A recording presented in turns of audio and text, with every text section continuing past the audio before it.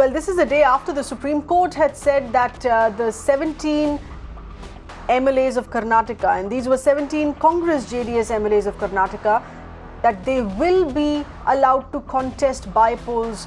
The BJP has today already fielded 13 of those MLAs for the upcoming assembly bypolls in the state. Congress JDS rebel MLAs that had joined the BJP earlier today in Bengaluru. Their names have not been announced for 2 seats though. These are big developments coming in. Our correspondent Neha getting us those inputs here. Neha, of course, no surprises that a majority of them, of course, are being fielded under BJP tickets.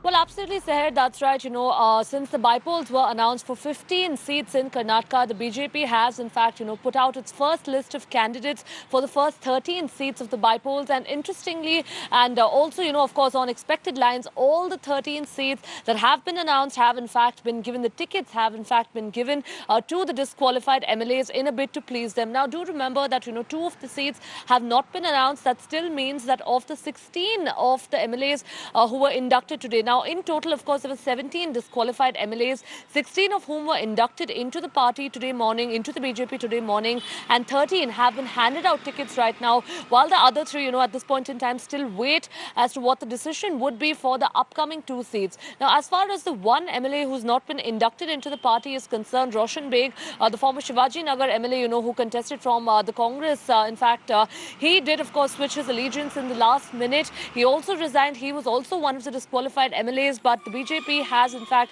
not yet inducted him into the party, giving rise to, questions about what next for him as well. So keeping in mind this now, of course, the BJP, has to play its cards right at this point in time, Seher, because the BJP has 2 tasks in hand. One is, of course, pleasing these disqualified MLAs, but the second is at the same time ensuring that loyalists and dissidents within the party does not really crop up.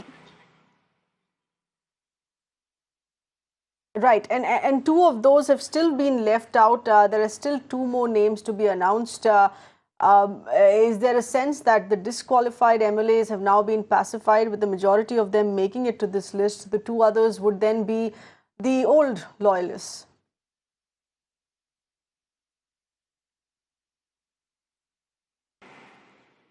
Well, sir, that's an interesting development that we'll have to wait and watch for, because, do remember that at the end of the day, it was all of these MLAs who put everything of theirs on the line just in order to ensure that, of course, going forward, they get rewarded by the BJP. And today, it seems like, in fact, they've tasted sweet success with the BJP handing out tickets to them. But as far as the remaining 3 MLAs goes, that is Muni Ratna, Pratap Gowda Patil, and also, in fact, the other MLA, as far as the 3 of them are concerned, we'll have to wait and see whether the BJP is, willing to accommodate them into the party and give them also a ticket, or whether it was, just the majority of these 16, the 13 being handed out. Is that really enough to pacify the entire group of the disqualified MLAs? That's something that we'll have to wait and watch out for. But interestingly also, Seher, now the JDS has also put out its list of candidates for the upcoming bypolls. The first 10 seats have been announced. So it will be an interesting battle in Karnataka.